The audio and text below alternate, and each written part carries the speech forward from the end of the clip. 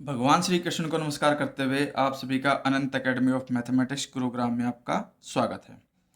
आज हम करेंगे top 100 10th class question number 7 जो बहुत ही इंपॉर्टेंट है, जिसमें बच्चों को काफ़ी दिक्कतें आती है क्योंकि रूट से रिलेटेड फैक्टराइजेशन है। तो जो कुछ एक क्रीम टाइप बच्चे होते हैं 1-2 क्लास में, वो तो इसको ईजिली कर लेते हैं, लेकिन बाकी अगर प्रैक्टिस नहीं करते तो वो कर नहीं पाते।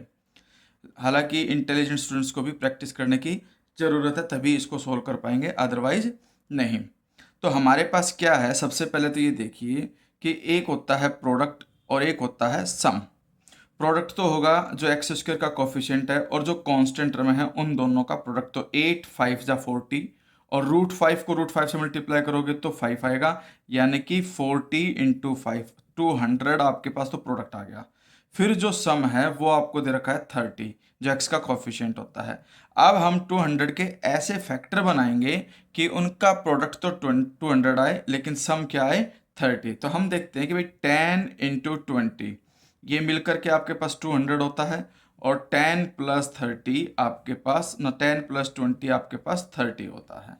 तो इक्वल टू का साइन लगाओ, 5 रूट 5 एक्स स्क्वेयर। ये जो 30x है ये दो हिस्सों में यहाँ पर ब्रेक हो जाएगा, एक हो जाएगा 10x, फिर प्लस में दूसरा हो जाएगा 20x, और यहाँ प्लस लग जाएगा क्योंकि प्लस 10x प्लस 20x ही मिलकर के वापस 30x बनेगा, फिर प्लस 8 रूट 5। अब हम ये देखेंगे कि मैक्सिमम से मैक्सिमम कॉमन वैल्यू क्या जा सकती है। तो 5 रूट 5 ही कॉमन जा सकता है। अगर आपको समझ में नहीं आए कि कैसे कॉमन लेना है, तो आप 5 रूट 5 से इसको डिवाइड करके देखिए, ठीक है। अब हम देखते कि ये तो 5 से 2 हो गया, लेकिन अब और ज़्यादा कॉमन नहीं जा सकता, इसलिए हम इन दोनों में सिर्फ 5 ही कॉमन लेंगे। 5 कॉमन लिया, और एक्स स्क्वायर है, इसमें एक्स है तो एक्स कॉमन जाएगा, ये बच गया रूट 5x प्लस 2।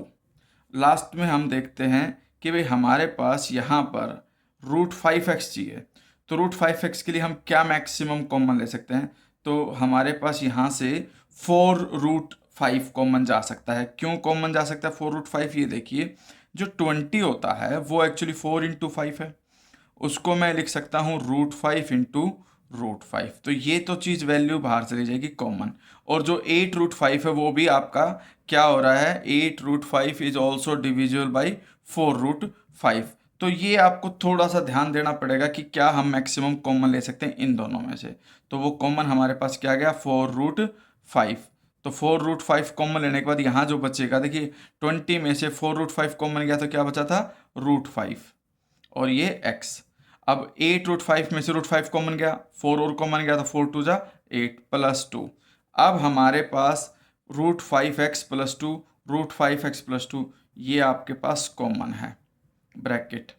अब बच गया दूसरी ब्रैकेट के अंदर 5x, ये वाला 5x प्लस 4 रूट 5, और ये आपके पास फैक्टराइजेशन होगी, लेकिन हमें जीरोज फाइंड आउट करने थे। तो इसके लिए हम क्या करेंगे, सेपरेटली दोनों ब्रैकेट्स को इक्वल टू 0 पुट करेंगे, और ये कंडीशन आ जाएगी फिर आपके पास 4 रूट 5 इज इक्वल टू 0।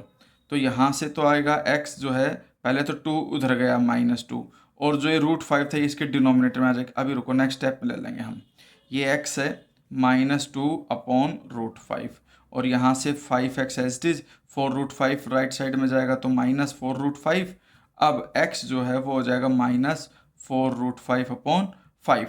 हम इसको ये भी कर सकते हैं, रूट 5 है, जो नीचे 5 है उसको हम रूट 5 इंटू रूट 5 करके ये कैंसिल आउट कर सकते हैं। तो x की दो वैल्यू आ गई, -2 अपॉन रूट 5 और एक -4 अपॉन रूट 5। ये दोनों वैल्यू आपके जीरोज कहलाएंगे इस क्वाड्रेटिक इक्वेशन के।